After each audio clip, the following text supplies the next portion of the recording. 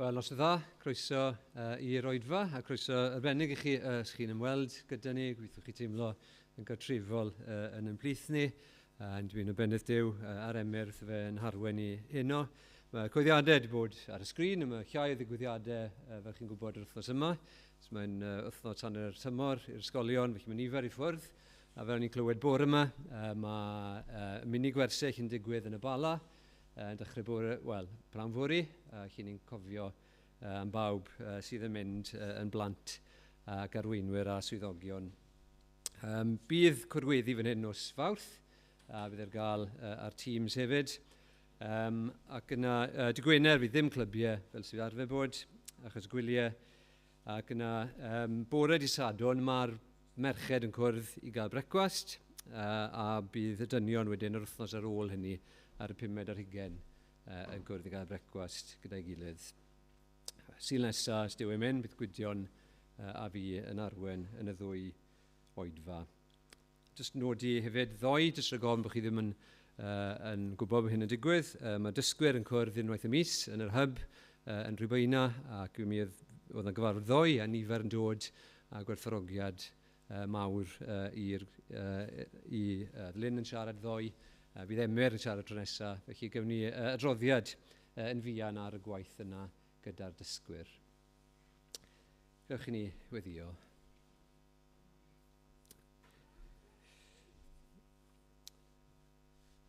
Ni dod y dyflaen di yn awr o ddiw ein tad gan sylweddoli bod na gymaint o bethau sydd tu hwnt i ni, tu hwnt i'n deall ni. Ac eto i ti yn siarad yn ni, ti sydd wedi creu iaith, a ti sydd wedi rhoi ymenydd i ni allu deall yr hyn wyt ti'n dweud wrtho ni yn dair. Gyda ni yn gwybod bod angen dy help di arno ni, bod angen help yr Ysbryd Glân arno ni i amgyffred dy bethau di. Ac ni'n gweddio hynno, byddwn ni yn gallu amgyffred ynghyd â'r holl saint, yr holl Cristnogion fan hyn ac mewn mhob man arall, lle mae Cristnogion yn dod at ei gilydd i wrando ar dair di ac i daddoli di. Byddwn ni yn gallu amgyffred yn iawn po mor fawr yw dy gariad di tuag ato ni. Byddwn ni'n sylweddoli o'r newydd bod dim unrhyw beth dyn ni yn ffrostio yno, a nid ni sydd wedi mynd ar dy ôl di, a dy geisio di, a dy gari di. Ond mae ti sydd wedi chwilio amdano ni ac wedi ein caru ni. Ac diolch i ti am yr arglwydd Iesu Grist, ar hyn me wedi gyflawni, ar hyn nath ar y groes. Mwyn dangos y cariad yna, mwyn i ni fod yn iawn gyda ti, ac i gael yn cymodi, ac gael yn galw yn blant i ti.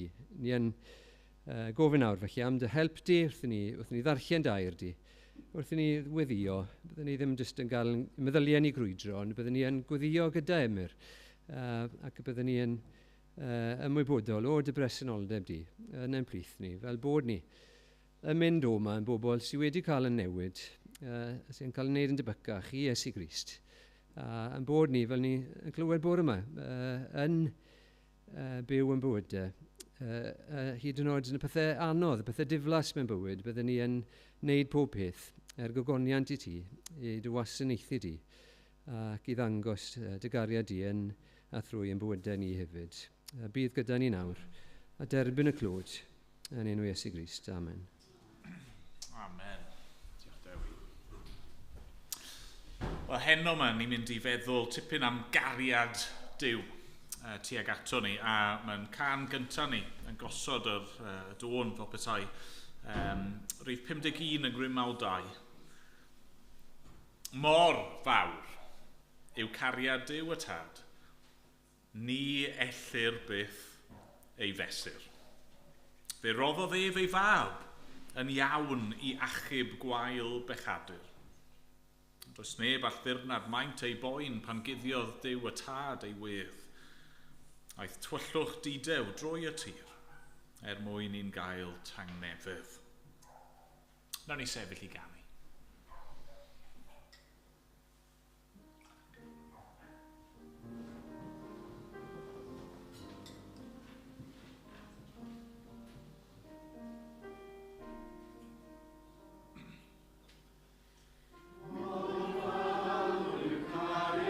Diolch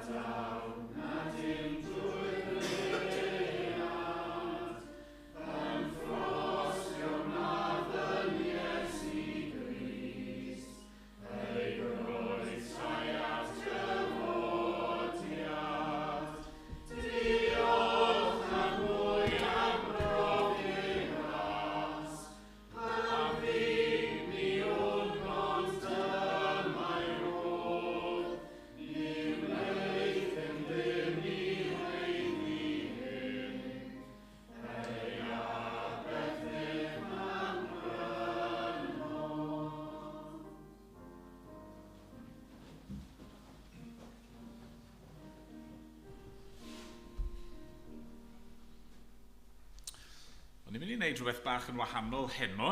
Nathon ni orffen yn cyfres hir ni yn llyfr Genesis wythnos diwetha. Ond ni ddim eisiau dechrau cyfres newydd, a felly ni'n mynd i droi at lythyr Paul at yr Effesied.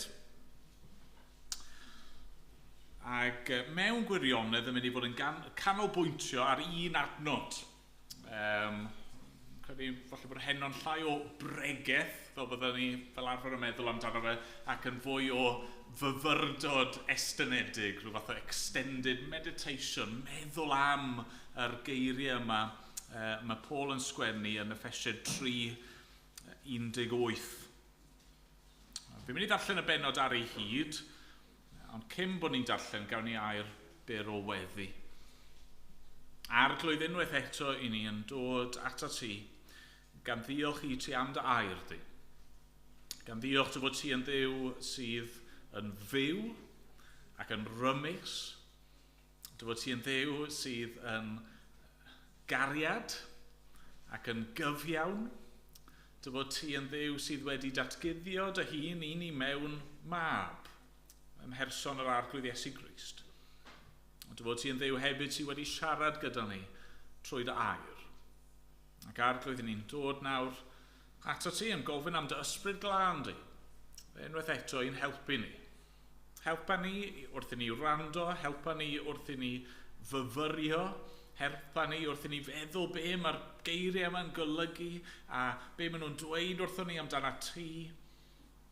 Ac arglwydd a wneud di. Wrth i ni glywed am dy gariad di heno, arglwydd a wneud di'n helpu ni i dy garu di. Ac yn wir i roi yn bywydau ni, yn ebyth, byw, cymeradwy, ger dy fron. Helpa ni arglwydd i dy ddilyn di. Am bod ni'n dod yn enw ac yn heiddiant yr arglwydd Iesu Grist. Amen. Amen. Effesied pennod 3. Oherwydd hyn, rwy fi Paul, carcharor Crist Iesu eich mwyn chwir cenhedloedd, yn offrymu fy ngweddi. Mae'n rhaid eich bod wedi clywed am gynllun gras Duw. Y gras sydd wedi ei roi i mi eich lles chwi. Sef i'r dirgelwch gael ei hysbysu i mi trwy ddatguddiad. Rwyf eisoes wedi ysgrifennu yn fyr am hyn, ac o'i ddarllen gallwch ddeall fy nirnadaeth o ddirgelwch Crist. Yn y cenedlaethau gynt, ni chafodd y dirgelwch hwn mo'i hysbysu i blantynion, fel y mae yn awr wedi ei ddatguddio gan ysbryd Duw i'w apostolion sanctaidd a'i broffwydi. Dyma'r dirgelwch, bod y cenhedloedd ynghyd a'r Iddewon yn gyd etifeddion, yn gyd aelodau o'r corff, ac yn gyd gyfranogion o'r addewid yng Nghrist Iesu trwy'r Efengil.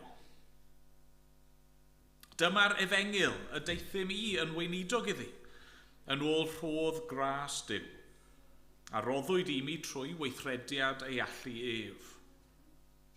I mi, y llai na'r lleiaf o'r holl saint, y rhoddwyd y rhodd raslon hon, i bregethu i'r cenhedloedd anchwiliadwy olyd Crist. Ac i ddwyn i'r golau gynllun y dirgelwch a fi'n guddiedig ers oesoedd yn niw, creawdwr pob peth. Mwyn i ysblander am ryfal ddoethineb Duw gael ei hysbysu yn awr trwy'r eglwys i'r tywysogaethau a'r awdurdodau yn y nefolion leoedd. Mae hyn yn unol â'r arfaith dragwyddol a gyflawnodd yng Nghrist Iesu ein harglwydd.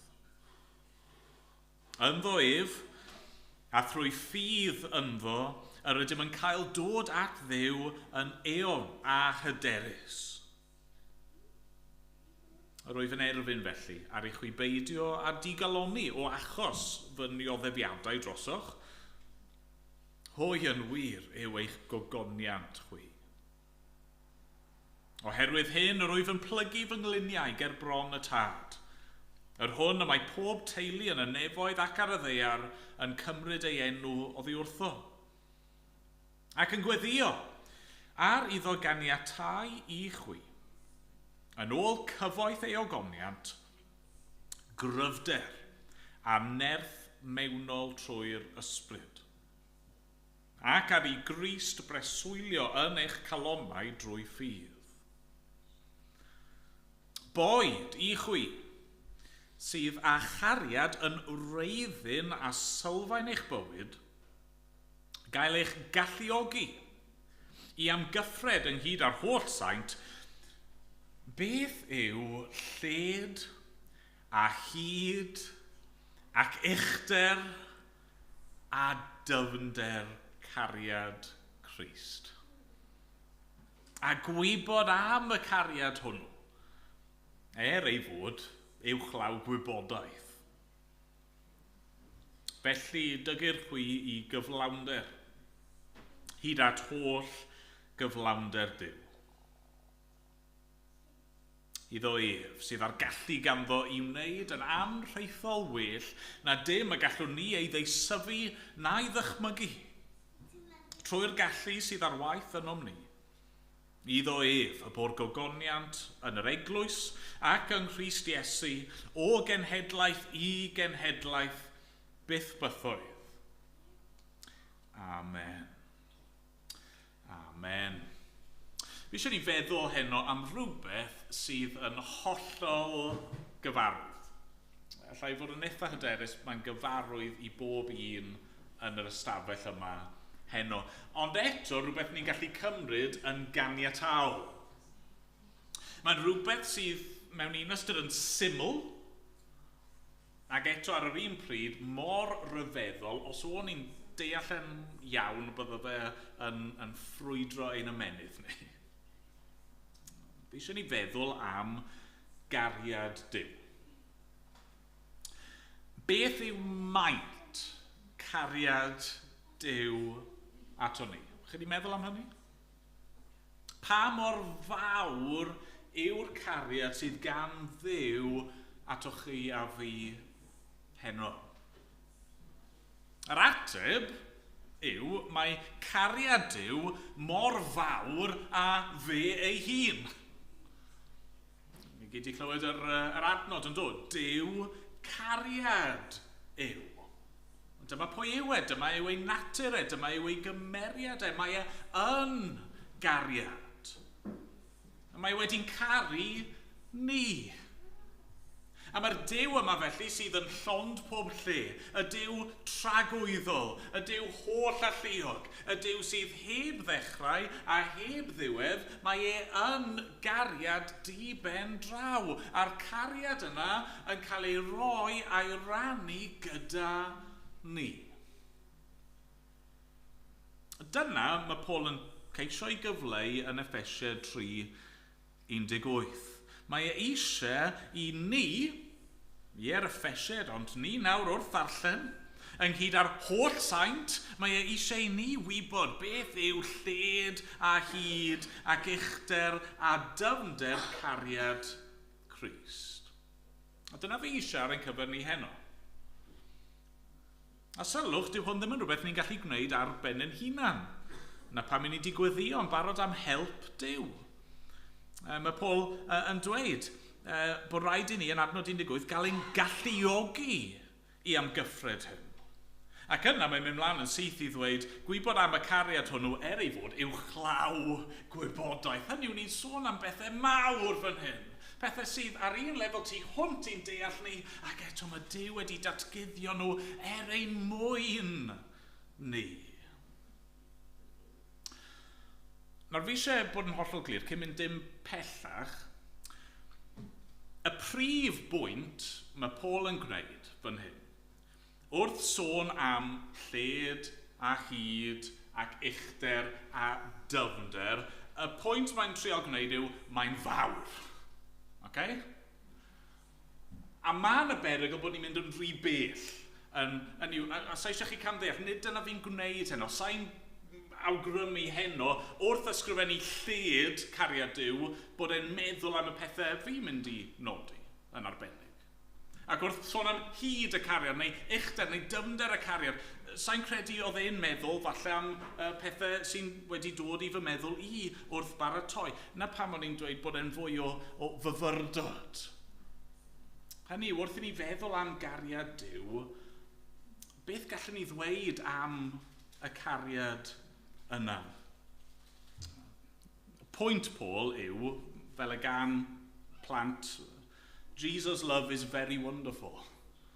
So high you can't get over it, so low you can't get under it, so wide you can't get round it. Oh, wonderful love. Dyna mae Paul eisiau ni ddeall. Ond wrth i ni feddwl am y geiriau hyn, fi eisiau defnyddio nhw fel falle ffordd i ni i feddwl am gariad Duw. So i ddechrau, lled. Lled. Beth gallwn ni ddweud am lled cariad Duw? Wel, fan hyn, fi'n meddwl mae yna ddau beth gallwn ni nodi yn sicr am gariad Duw. Y peth cyntaf yw hyn, mae'n cwmpasu y byd. Os chi eisiau meddwl am lled cariad Duw, pa mor lydan yw e? Wel, mae'n gariad sydd yn cwmpasu y byd i gyd. A mae Paul di sôn am hyn ym Mhennod 3 yn do. Mae di sôn am y ddirgelwch yma, yr efengil, sydd i nawr di dod i'r wyneb. Fod yr efengil i bawb. Fod Duw yn caru nid yn unig yr iddewon, yr genedl arbennig yna, ond fod e wedi caru y cenhedloedd hefyd, a fod e nawr wedi'n galw ni gyd.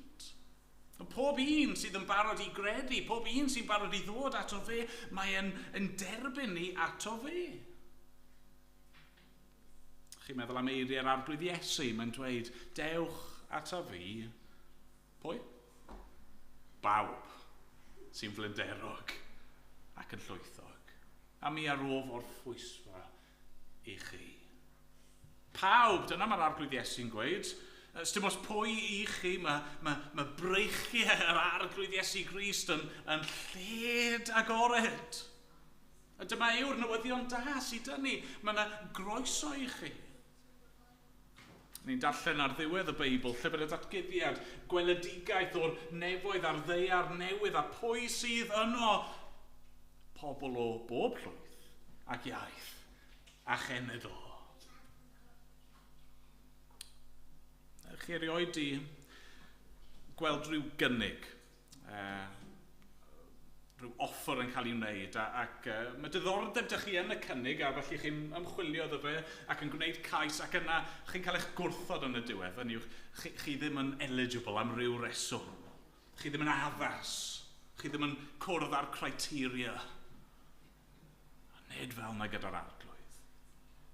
Nid fel yna. Mae'r arglwydd Iesu'n gweud, os oes unrhyw yn dod ata fi, mae ddim ei bwrw nhw allan. Mae ddim eich gwrthod chi. Mae'n dweud wrthoch chi heno. Mae'r cariad yn y mor llydan. Mae'n barod i'ch croesawu chi. Ond yna'n ail ac yn gysylltiedig efo hyn, sut mae Iesu yn gallu croesawu pawb ato fe? Wel, oherwydd fod e wedi symud ein pechod ni mor bell ac yma'r gorllewin o'r dwyrain. Gwrandewch ar Salm 103.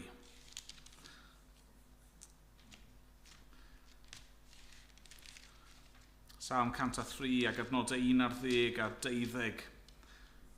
Ni'n darllen hyn.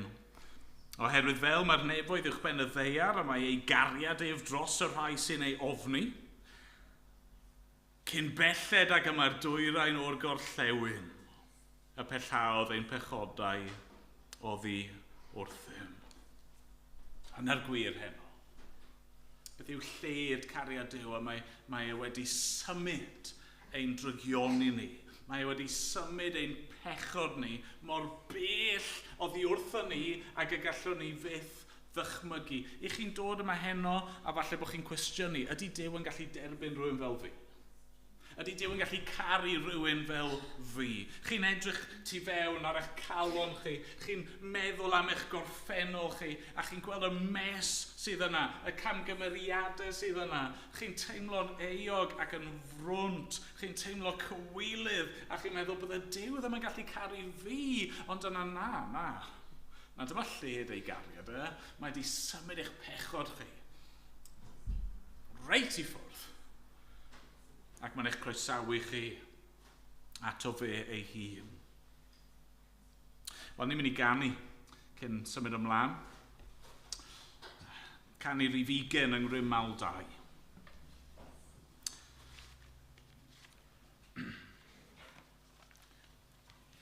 Deiwn i ganu am afon mor gref. Cariad yw Duw. Ac ymlaen, nhw'n i sefyll i ganu.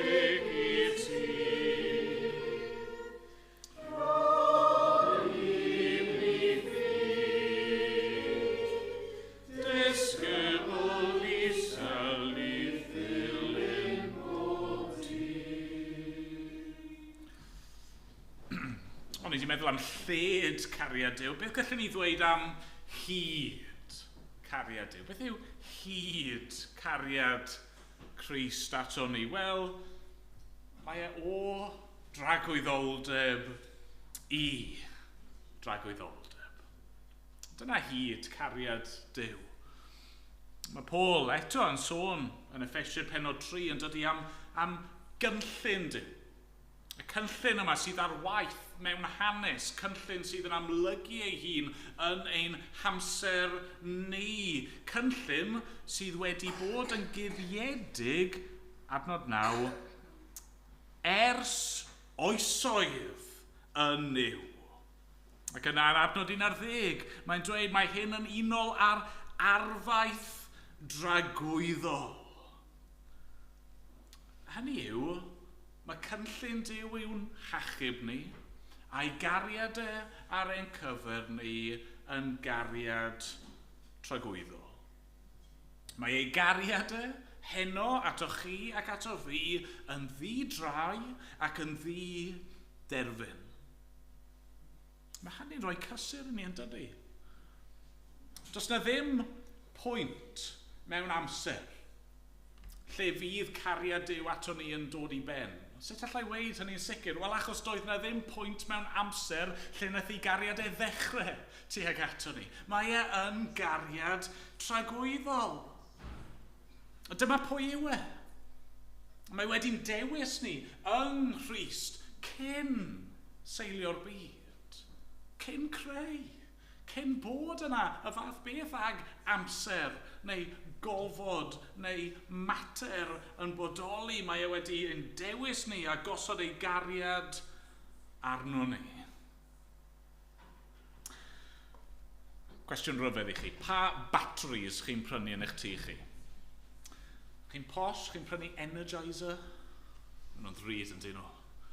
Ond nhw yw'r rai, mae pawb yn meddwl sydd ore, mae'r hysbysebu yn effeithio fi, os yw fi really eisiau batri da, sa'n gwybod os maen nhw wir yn well, ond fi wedi gweld yr hysbyseb, yr Energizer Bunny yn dyfa, yr un sydd yn mynd mlaen, amlan, a pan mae batris eraill di paco mewn a ddim yn gweithio mwyach, mae'r Energizers yn dal i fynd. O'ch chi'n y reality yw, maen nhw'n redeg mas fyd. Os gaethwch chi diganau dros Nadolig, dim ots os mae Energizer batteries gafodd ei roi yn y teganau yna, erbyn hyn mae angen newid y batteries. Mae cariad Duw yn ddi-dor. Dim angen newid y batteries. Dim angen plygo fe nôl i fewn achos bod e'n redeg mas ar ryw bwynt. Dim seibiant, dim gwyliau. Dwi ddim fel pan ych chi'n gwylio raglen teledu a chi'n mwynhau y raglen ac yn sydyn mae'r hysbysebion yn torri fewn, mae'n y brec bach yn gorfod bod. Na, nid fel na mae e. Mae'n gyson. Mae'n gyson o ddydd i ddydd. Gwrandewch eto, Salm 118.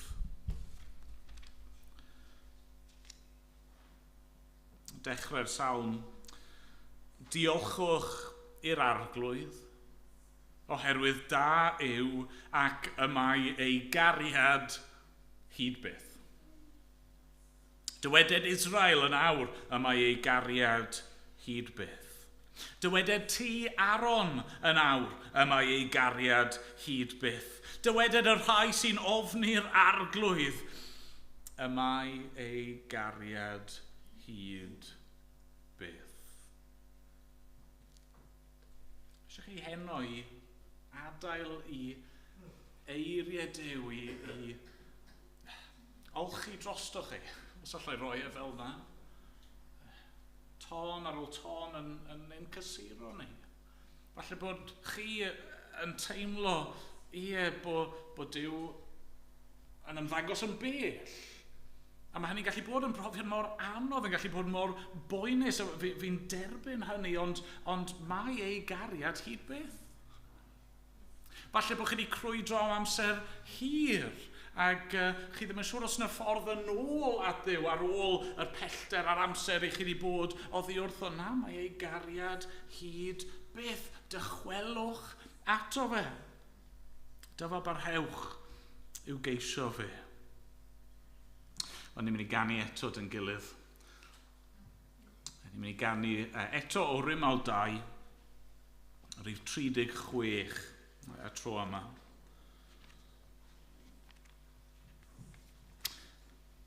Mawr dy ffyddlondeb, fy nyw yn dy nefoedd. Triw dy addewid bob amser i mi. Cadarn dy air dy drigaredd ni fetha.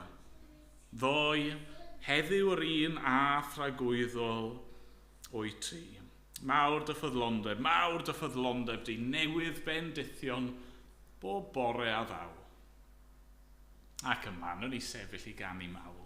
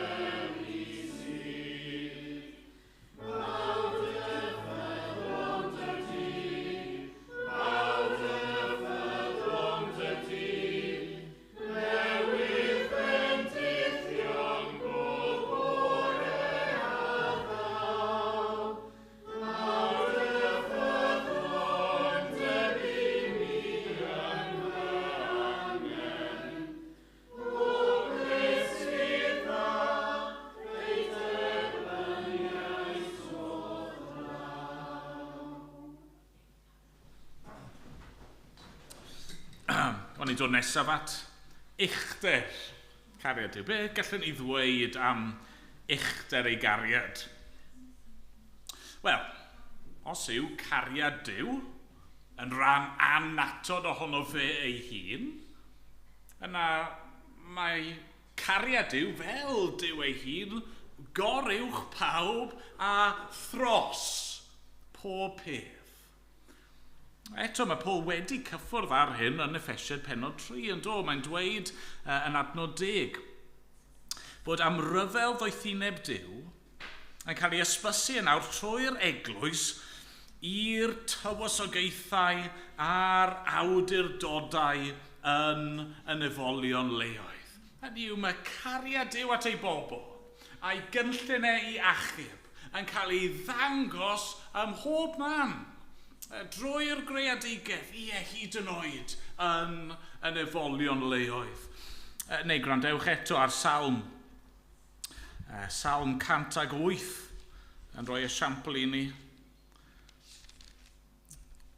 Salm 108 adnod 4. Oherwydd y mae dy gariad yn ymestyn hyd y nefoedd a thwirionedd hyd y cymylau. Hynny yw, nid fod ei gariad e'n mynd lan i'r awyr ac yn stopio yn y cymylau, nid dyna'r pwynt yfe.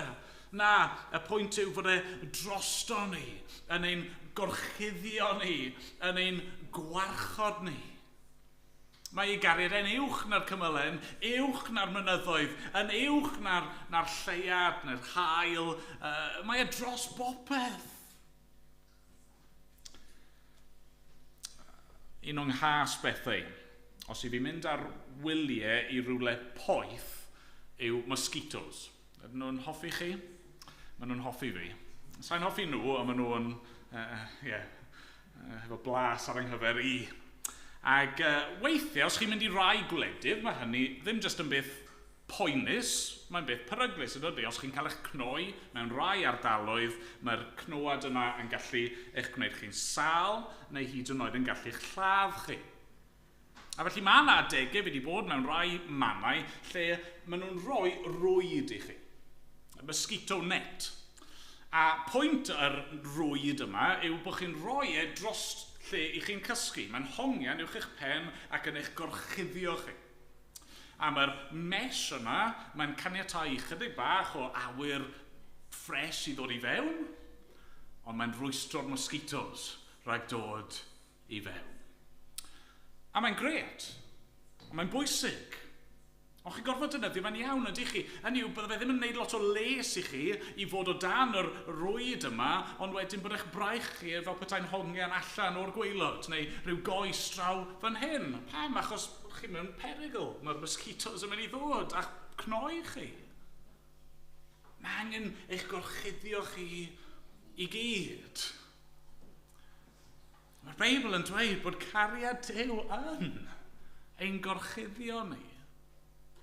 Un o'r darluniau mae'r Beibl yn defnyddio am cariad Duw, a'r ffordd mae wedi'n hachub ni, a wedi ein cyfiawnhau ni, a yw fod e wedi'n gwisgo ni a chyfiawnder. Fod e wedi gwisgo ni a'r gwisgoedd gwynion perffaith yma ger ei fron.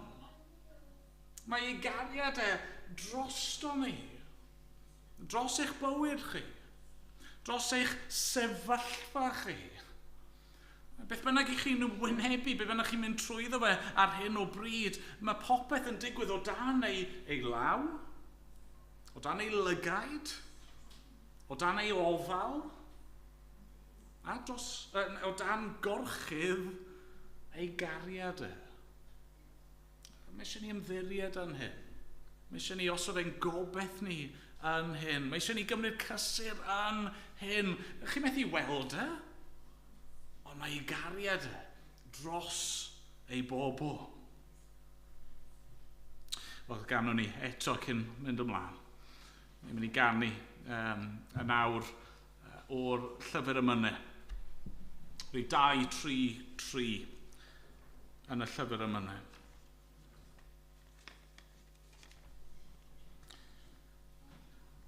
Abigail Mwyn o'r nef a ddaeth i lawr, i geisio ei braidd trwy'r erchyll anial mawr.